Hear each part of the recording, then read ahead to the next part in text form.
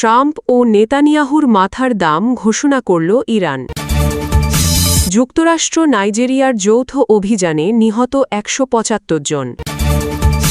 যুক্তরাষ্ট্র ইসরায়েল আবার হামলা করলে যেভাবে পাল্টা আঘাত হানতে পারে ইরান। ইরানে আবারও হামলা চালানো লাগতে পারে ট্রাম্প। প্রিয় দর্শক, এবার জানিয়ে দিব বিস্তারিত। তবে তার আগে আপনি যদি এই চ্যানেলে নতুন দর্শক হয়ে থাকেন তাহলে চ্যানেলটি সাবস্ক্রাইব করে দিবেন পরবর্তী সকল আপডেট নিউজ সবার আগে পেতে। এবং আপনি যদি নিরীহ ইরানিদের ভালোবাসেন তাহলে আই লাভ ইরান লিখে বিশ্ববাসীকে জানিয়ে দিবেন। এবার বিস্তারিত।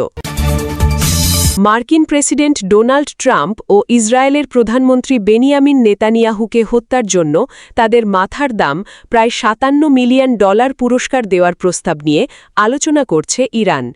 ইরানের পার্লামেন্টের জাতীয় নিরাপত্তা ও পররাষ্ট্র নীতি কমিটির চেয়ারম্যান ইব্রাহিম আজিজি জানিয়েছেন, ইসলামী প্রজাতন্ত্রের সামরিক ও নিরাপত্তা বাহিনীর পাল্টা ব্যবস্থা শীর্ষক একটি বিল প্রস্তুত করা হচ্ছে।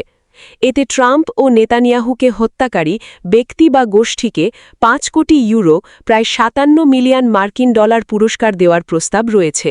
খবর এনডিটিভির। আগামী দিনে এ বিলটি ইরানি পার্লামেন্টে ভোটে তোলা হবে বলে জানা গেছে। প্রতিবেদনে বলা হয়, গত ২৮ ফেব্রুয়ারি তেহরানে হামলায় তৎকালীন সর্বোচ্চ নেতা আয়াতুল্লাহ আলী খামেনি নিহত হওয়ার ঘটনার জবাব হিসেবেই এই উদ্যোগ নেওয়া হচ্ছে বলে দাবি করেছে সংশ্লিষ্টরা।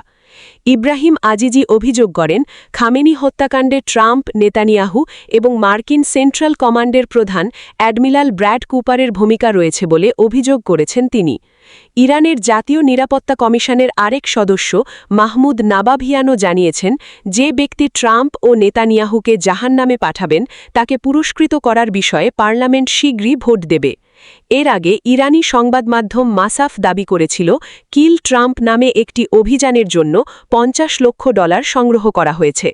এছাড়া হান্দালা নামে ইরান সমর্থিত একটি সাইবার গোষ্ঠীও ট্রাম্প ও নেতানিয়াহুকে নির্মূলের জন্য $৫০ লক্ষ বরাদ্দের দাবি করে।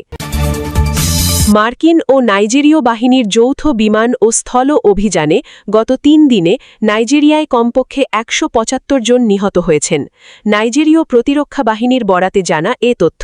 মঙ্গলবার ১৯ মে নাইজেরীয় প্রতিরক্ষা বাহিনীর পাতামত্রপক্ষ মেজর জেনারেল সামাইলা উবা একটি বিবৃতিতে এই তথ্য নিশ্চিত করেছেন। তিনি বলেন, গত ১৬ মে থেকে ১৯ মে পর্যন্ত ৩ দিনে মার্কিন নাইজেরীয় যৌথ বাহিনী ১৭৫ জনকে নির্মূল করেছে। ১৭৫ জনকে হত্যার পাশাপাশি নাইজেরিয়ার বিভিন্ন এলাকায় গোষ্ঠীটির বেশ কয়েকটি চেকপয়েন্ট, অস্ত্রাগার, লজিস্টিক কেন্দ্র ধ্বংস করা হয়েছে বলেও বিবৃতিতে উল্লেখ করেছেন তিনি। ২০১৮-১৯-এর দিকে মধ্যপ্রাচ্য থেকে বিতাড়িত হওয়ার পর আফ্রিকায় ঘাঁটি গাড়া শুরু করে আইএস। এই মহাদেশে আইএস ওয়েস্ট আফ্রিকা প্রভিন্স নামে কাজ করছে গোষ্ঠীটি। সংঘাত পর্যবেক্ষণ ও বিশ্লেষণকারী আন্তর্জাতিক সংস্থা armed conflict location and event ডেটার তথ্য অনুযায়ী ২০২৬-এর প্রথম ৩ মাসে আইএসের বৈশ্বিক তৎপরতার ৮৬% ঘটেছে আফ্রিকার বিভিন্ন দেশে।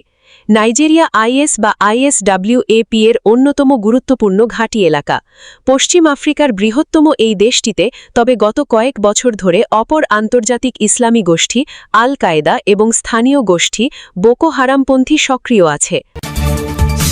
ইরান ও যুক্তরাষ্ট্রের মধ্যকার ভঙ্গুর যুদ্ধবিরতির ভবিষ্যৎ আবারও অনিশ্চিত হয়ে পড়েছে। রোববার গত ১৭ মে যুক্তরাষ্ট্রের প্রেসিডেন্ট ডোনাল্ড ট্রাম্প ইরানের বিরুদ্ধে নতুন করে যুদ্ধ শুরুর হুমকি দিয়েছিলেন।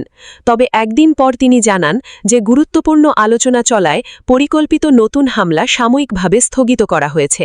তবে ইরানিরা পশ্চাভ্য নতুন হামলার জবাব দেওয়ার প্রস্তুতি নিয়ে আসছে। তারা ইঙ্গিত দিয়েছে যে তাদের ওপর হামলা চালানো হলে প্রতিবেশী দেশগুলো এবং বিশ্ব অর্থনীতির কাছ থেকে তার চরম মূল্য আদায় করতে দ্বিধাবোধ করবে না। ইরান কি আশঙ্কা করছে?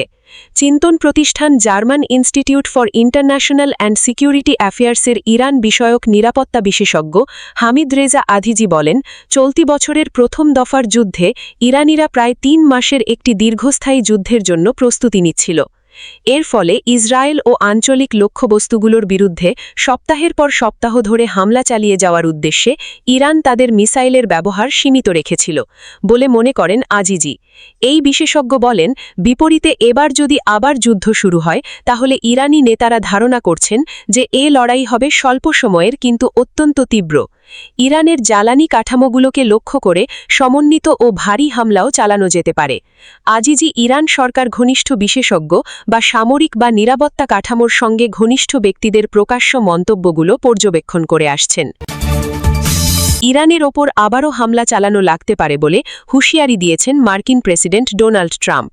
আজ মঙ্গলবার ১৯ মে হোয়াইট হাউসে সাংবাদিকদের সঙ্গে আলাপে তিনি এই মন্তব্য করেছেন। একই সঙ্গে তিনি প্রকাশ করেন যে ইরানে একটি পরিকল্পিত হামলা স্থগিত করার চূড়ান্ত সিদ্ধান্তের মাত্র ১ ঘণ্টা দূরত্বে ছিলেন তিনি। হোয়াইট হাউসের ওভাল অফিসে আয়োজিত একটি অনুষ্ঠানে সাংবাদিকদের ট্রাম্প বলেন, আজই ইরানে হামলা চালানোর চূড়ান্ত সিদ্ধান্ত নেওয়ার একেবারে দ্বার প্রান্তে মাত্র ১ ঘণ্টা দূরত্বে ছিলেন তিনি। তবে শেষ মুহূর্তে সেই আক্রমণ স্থগিত করা হয়। মার্কিন প্রেসিডেন্ট দাবি করেন, ইরানি নেতারা বর্তমানে একটি চুক্তিতে পৌঁছানোর জন্য আকুল হয়ে আছেন। তবে আগামী কয়েকদিনের মধ্যে যদি কোনো সমঝোতা বা চুক্তি না হয় তাহলে ইরানের ওপর নতুন করে মার্কিন হামলা শুরু হবে।